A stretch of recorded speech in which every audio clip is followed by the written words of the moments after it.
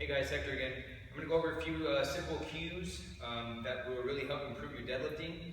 And for the sake of training for BJJ, we're actually going to be using the Sumo deadlift and not the conventional deadlift.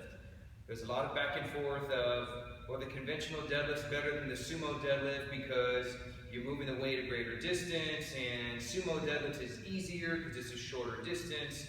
That's all nonsense. Whoever tells you that is complete nonsense. Yes, with the Sumo deadlift, you are moving the bar shorter than you would here, but in all honesty, you're talking about, very minuscule amount of distance, okay?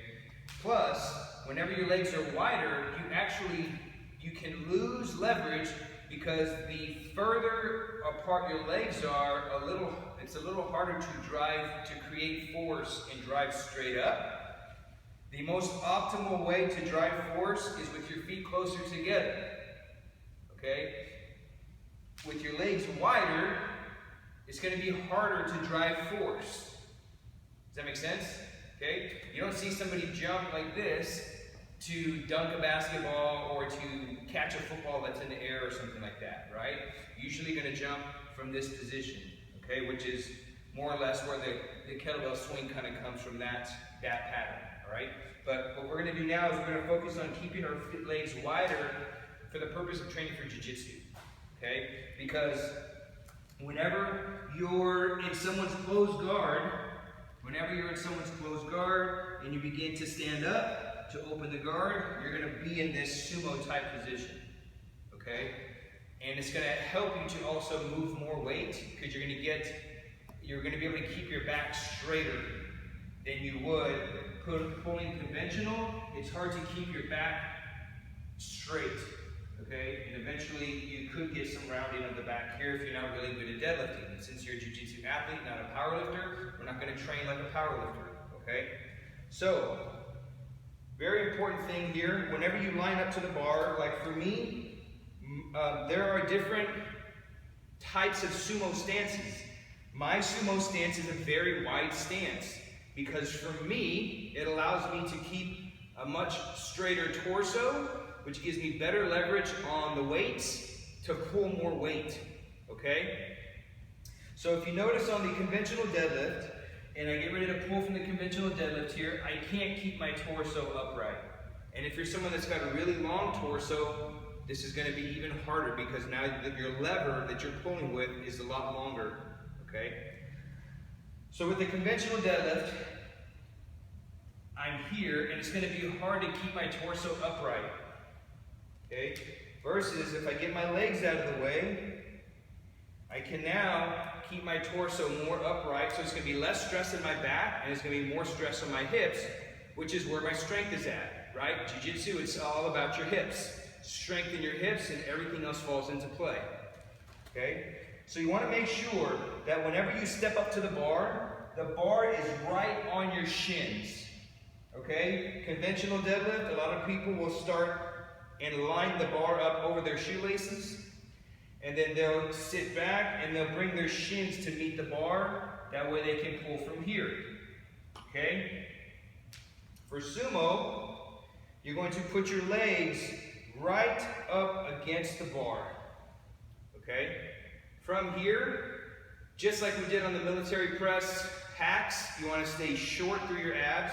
You want to keep your glutes tight, okay? And shoulders down. You want to tense your lats right here by driving down, okay? Now, I'm going to descend like I'm going down an elevator, and I'm going to use my hip flexors, and I'm going to pull straight down, and I'm going to look for the bar, hook, hook, chest up, and I will pull in the straight groove, straight to the top. Sit back, and control the weight to the ground.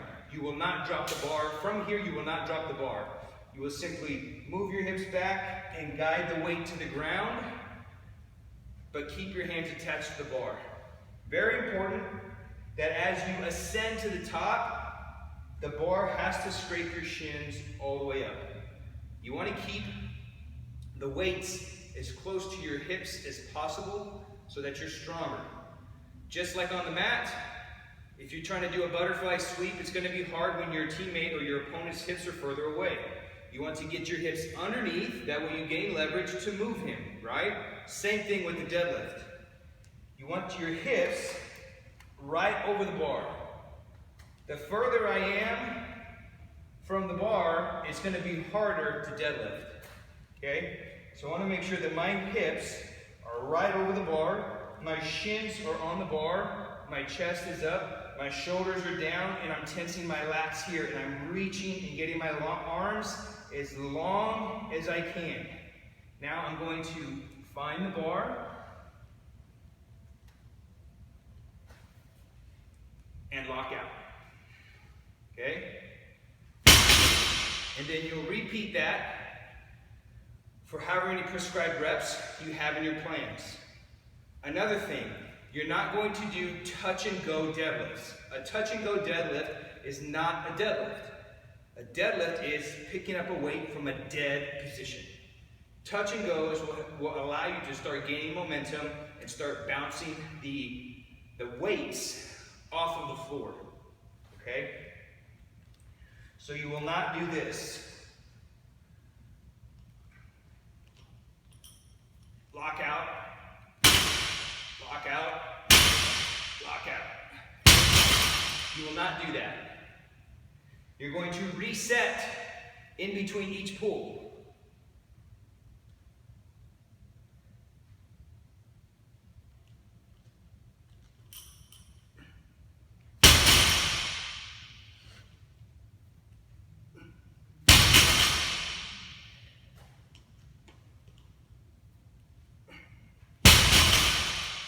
I reset in between each pull, and you'll pull for whatever prescribed percentage, for whatever prescribed repetitions, okay? Give that a try.